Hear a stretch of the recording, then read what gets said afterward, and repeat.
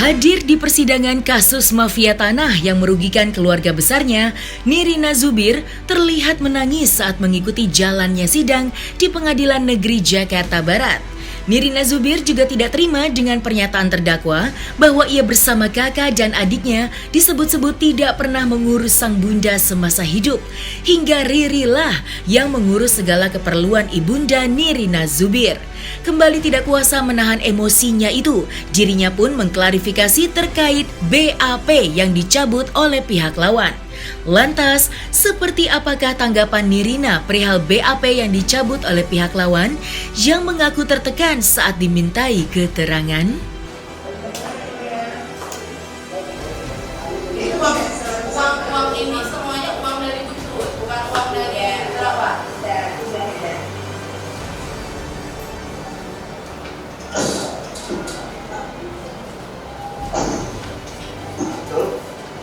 Pak Hendrianto, ya, kemudian tadi saudara beri keterangan bagaimana yang barusan dijelaskan. Kemudian menurut keterangan Riri kan bahwa Ibu Cut ini kan nggak diurus sama anaknya. Jadi memang dari keterangan saksi yang kami yang dihadirkan oleh JPU maupun kami itu kan Ibu Riri ini lebih banyak mengurus Ibu Cut gitu ketimbang anak-anaknya mungkin karena berada di luar kota ya. Seperti mengantar ke rumah sakit, bawa kemana-mana gitu.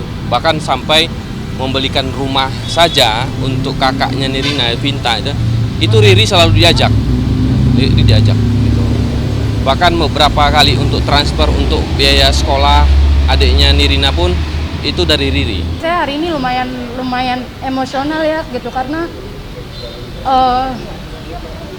jahat banget ya orang-orang ini gitu. Karena begitu sekarang semuanya dilimpahkan ke ibu saya gitu, disalahkan ke ibu saya. Sekarang gini aja deh logikanya ya, kalau memang kami gitu, selamat sih Anda semua berhasil ngenain mental kami ya. Tapi kalau memang kami adalah anak-anak yang menelantarkan ibu kami gitu kan,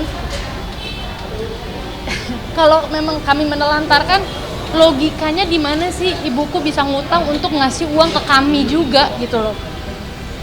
Apa gitu loh, alasannya apa gitu. Karena memang aku mengakui ibu kami ini adalah ibu yang baik gitu, tapi jahat banget mereka ngatain nama ibu saya. Terus udah gitu ditambah lagi bilang katanya ibu saya punya utang segitunya. Ibu saya tidak pernah sekalipun punya hubungan sama rentenir. Nanti ya kita lihat aja sih, kita buktikan. Toh juga akhirnya mereka kan vendor-vendor yang mereka sudah sebutkan ini kan mereka juga sudah menjadi mereka juga mereka udah jadi terdakwa juga, udah dijadiin terdakwa gitu kan. Sudah terbukti dan satu itu masih DPO ya, masih belum ketangkep ya.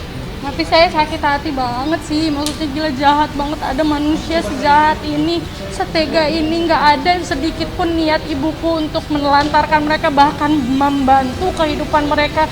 Tapi mereka malah membalikan dengan bilang bahwa ibu saya lah yang punya utang, ibu saya lah yang katanya nggak jahat. Saya sih nggak ikhlas kalau orang-orang ini sampai lolos. Bahkan sampai tadi ada satu nama yang adalah Sriani yang katanya adalah dia freelancer. Saya pun sekarang mengecam orang itu yang harusnya masuk juga ke penjara karena dia semua yang menjadikan ini semua jadi terjadi kan. Kaki tangannya Farida lah, Riri lah, siapapun itu orang-orang ini tidak hanya memutarbalikkan fakta dan menyalahkan ibu saya gitu ya. Silahkan aja kamu ngarang cerita mau sampai manapun terserah. Semuanya juga balik ke kamu. Kamu juga udah bilang kan bahwa statement kamu yang di atas yang udah diambil di BAP itu adalah semuanya dicabut. Berarti apa? Bilang para penyidik tidak menjalankan tugasnya dengan baik gitu maksudnya? Menekan Anda gitu. Selamat. Aku hanya bilang selamat untuk Anda ke depan nanti. Jadi memang awal pertama kali BAP itu kan dilakukan di kontrakan, di kos-kosan itu ya. Jadi karena situasinya COVID, kondisi sakit, Jadi akhirnya kan kami bersurat kepada Polda bahwa tidak bisa hadir ke Polda untuk diminta keterangannya. Jadi dilakukanlah di rumah itu. Nah, situasi itulah Riri itu merasa dalam keadaan tertekan karena rumah itu dijaga. Kalau hari ini Nirina mengatakan bahwa itu tidak ada tekanan, tidak ada. Ya tidak mungkin lah rumah kos-kosan hanya dihuni 2 orang sama seorang bayi itu dijaga oleh anggota pelopor gitu. Itu ada bukti fotonya semua ada. Dan itu tidak masuk akal. Kos-kosan dijaga oleh pelopor 24 jam dan itu digembok. Agenda sidang pemeriksaan terdakwa yang dilakukan melalui online itu memang menguras emosi Nirina Zubir. Dirinya yang saat sidang berlangsung ditemani oleh keluarganya itu menganggap terdakwa tidak serius dalam persidangan. Apalagi terdapat pernyataan yang mempermalukan keluarganya dengan menyebutkan bahwa ibunda Nirina memiliki hutang hingga 4 miliar rupiah. Lantas, seperti apakah Nirina merespon hal tersebut? Orangnya udah nggak ada loh, tega banget dibilangin punya utang 4 miliar lah, segala macam. Nggak ada ibu saya kayak begitu. Ya kita tinggal buktiin aja, cuman hari ini saya emosi banget karena jahat sekali orang-orang itu dengan senyuman, pura-pura nangis, apa segala macam.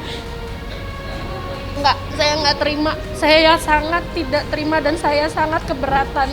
Semoga keadilan benar-benar berpihak sama kami dan keluarga kami yang dizolimi dan ibu saya yang sudah meninggal bisa-bisanya gitu. Mereka hanya senyum-senyum di dalam sana. Kita tunggu.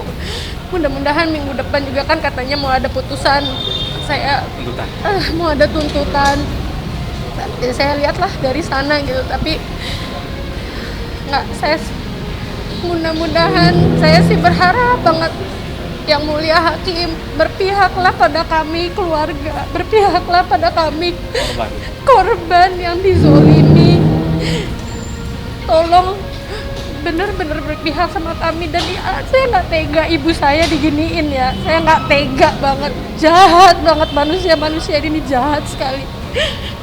Udah itu aja sih, pokoknya insya Allah saya kepada Pak Hakim yang mulia semuanya, kami tunggu keputusannya. Semoga benar-benar kebenaran lah yang benar-benar ditegakkan di sini. Dan mereka-mereka yang sudah menzolimi kami korban ini emang harusnya mendapat tuntutan seberat-beratnya. Cabutlah izin mereka, nggak boleh. Bahkan sampai orang yang tadi menjadi kaki tangan, jangan biarkan dia lepas dong. Kan ini semua gara-gara dia juga. Itu aja sih gitu. Ya kalau itu sih terserah. Mereka mau ngejelekin nama kami juga terserah. Kalau kami kan masih hidup, kami masih punya kesempatan untuk membela diri. Tapi kan ibu saya enggak, ibu saya udah nggak ada. Terus mereka begituin ibu saya gimana gitu loh. Di mana sih hati nurani kalian gitu loh. Karena yang menurut mereka itu alasan yang paling mudah ya. Orang yang sudah tidak ada dilemparkan semua ke mereka. Dan ketika hakim menanyakan, itu kan yang lain tuh masih hidup, kemana mereka? Tidak bisa menjawab. Utang 4 miliar itu kan hutang yang muncul karena dalam proses pengurusan surat-surat ini kan Ibu Cucu sendiri kan tidak memiliki biaya gitu. Jadi mau nggak mau kan akhirnya muncullah hutang. Cuman kan hutang ini dibebankan kepada Riri. Nah, sementara kan hasil dari peralihan sertifikat ini dengan dimasukkan ke bank bahkan dijual itu kan sebagian untuk biaya mengurus dan sebagian juga kan untuk dibelikan aset-aset rumah untuk Vinta dan uang untuk Nirina gitu. Kalau biaya itu kan karena ini kan pinjamannya sifatnya istilahnya funder, kalau mereka menyebutkan funder. Jadi ada muncul bunga. Bunganya mungkin cukup besar lah ya untuk proses itu tersebut. Kami ada buktinya semua. Dulu pada saat awal-awal sudah kami perlihatkan di persidangan. Kami sudah bawa juga ya bukti-bukti transfer tersebut gitu. Dan itu juga sudah diakui sendiri oleh kakaknya Nirina dan Nirina sendiri gitu. Bahwa mereka menerima uang Bang.